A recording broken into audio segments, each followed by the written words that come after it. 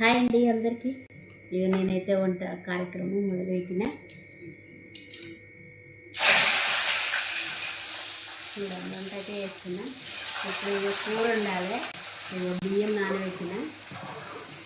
కూర అయ్యేసరికి బియ్యం ఇక బియ్యం నానతాయి. ఇక వేడి నీళ్ళు పెట్టిన రొట్టెకైతే. ఇగో ఇలా చపాలలో పెట్టిన. ఇప్పుడు రొట్టె కూర అయ్యేసరికి బియ్యం నానతాయి. ఎందుకంటే రేషన్ బియ్యం కదండి, నానితేనే బాగుంటాయి. నేను గంజంపుతా, గంజంపకుండా ఉంటే ఇంకా గంజి ఉంటుంది కదా అనేసి గంజంపుతా, వాటర్ ఎక్కువ పోసి పెడతా. ఇక ఆ లోపు బియ్యం నానితే కొట్టే కూర అయ్యేసరికి ఇక బియ్యం పెట్టేస్తే తొందరగా కూడా అవుతుంది. అయితే ఇక సామాన్ అంతా ఈ సామాన్ అంతా నేను పైన పెట్టుకుంటానండి. అన్నీ రోజు ఒక్కటేసారి తీసి పెట్టుకుంటాం. మళ్ళీ మళ్ళీ లేవాలంటే చాలా ఇబ్బంది అవుతుంది. అన్ని దగ్గర పెట్టుకుని ఉంటాయి, అన్ని దగ్గర పెట్టుకుని ఉంటాయి. సరేనండి, బాయ్.